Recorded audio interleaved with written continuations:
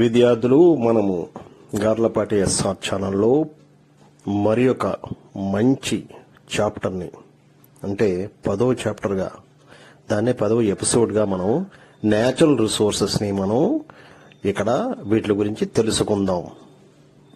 ఇక natural resources అంటే ఏంటంటే materials from earth that are ఉపయోగం పడే మాట, మనకి పీపుల్స్ నీడ్స్కి ఉపయోగపడేటువంటి న్యాచురల్ ప్రకృతి ఇచ్చినటువంటివన్నీ కూడా న్యాచురల్ సబ్స్టెన్స్ అంటే కూడా మనకి న్యాచురల్ రిసోర్సెసే.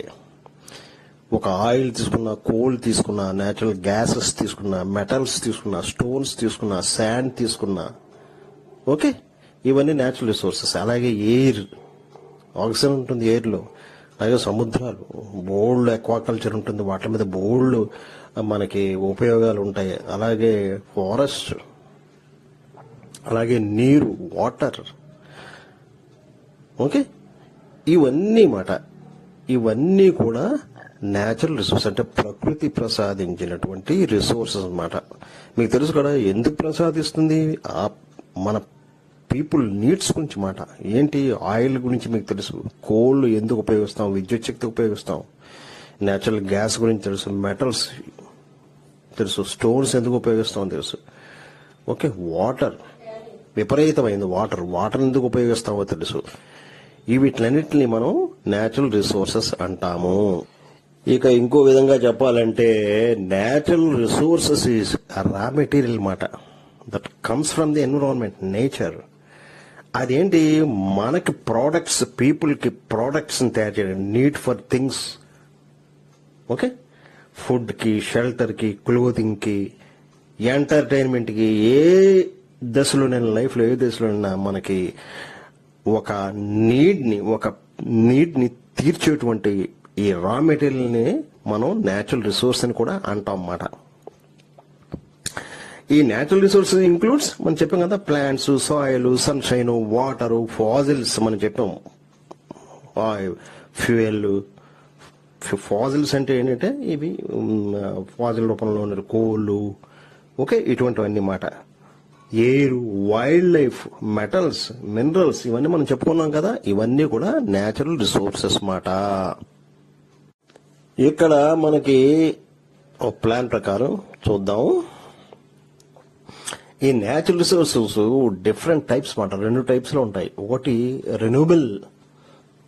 రెన్యూ చేసుకోవచ్చు మాట, అండ్ నాన్ రెన్యూబుల్. ఈ రెన్యూబుల్ ఏంటంటే అవైలబుల్ మాట చాలా ఉంటుంది మాట, quantity, and can be used, మనం రిపీటెడ్ గా యూజ్ చేసుకోవచ్చు మాట. Call renewable resources. Example forest, wind, water, okay, ఇవన్నీ renewable resources. Non renewable resources అంటే కొంతకాలం అయిన తర్వాత వాటిలో అబండెన్స్ తక్కువ ఉంటుంది మాట, అవి అయిపోతాయి. Due to their non renewable nature, availability May run out. అది రన్ అవుట్ అయిపోతే ఫ్యూచర్ లో మనకి దొరకదు మాట. కాల్ నాన్ రెన్యూబుల్ రిసోర్సెస్ మాట. మనం ఎక్కువ ఉపయోగించేస్తే అది అయిపోతుంది మాట.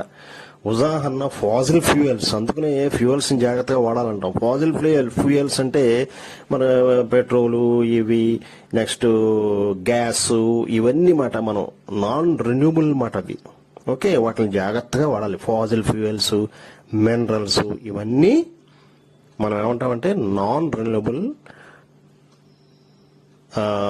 రిసోర్స్ అంటాం మాట. అర్థమైందా విద్యార్థులు? ఇక్కడ మనం కొన్ని క్వశ్చన్లు చూస్తే ఏమవుతుందంటే, మనకి to find out more about resources అనేటువంటి దాని గురించి మనకి తెలుస్తుంది అన్నమాట. Which resource in your locality is scares, how does it effect you. అంటే వాటర్ రిసోర్స్ జనరల్లీ అవర్ లొకాలిటీలో ఎక్కువ ఉంటుంది అన్నమాట. ఇది ఏంటంటే సమ్మర్లో చాలా ప్రాబ్లం చేస్తుంది అన్నమాట. ఎందుకంటే సమ్మర్లో we have to store more water అన్నమాట ఇన్ అదర్ రిసోర్సెస్ గా. అందువలన వాటర్ రిసోర్సెస్ కేర్ ఉన్నప్పుడు ఇలాంటి పరిస్థితి ఏర్పడుతుంది. Was the resource present in abundance earlier. ఇదివరకు బాగానే ఉండేది ఈ రిసోర్స్, ఈ ప్రెసెంట్ లో తగ్గిపోయింది అన్నమాట. How did it become scarce over the years? ఈ resource become scarce due to increasing population, వాడకాలు ఎక్కువైపోయి, and also decrease in rainfall percentage అనేటువంటి దాని గురించి మనం కూడా చెప్పుకోవచ్చు. What can you do as step towards saving a resource? Rain water harvesting ఉంటాయి కొన్ని, and usage of water economically, చాలా జాగ్రత్తగా వాడడం నేర్చుకుంటే వాటర్ రిసోర్స్ని మనం కొంతవరకు కొంతైనా మనం కంట్రోల్ చేసుకోవచ్చు.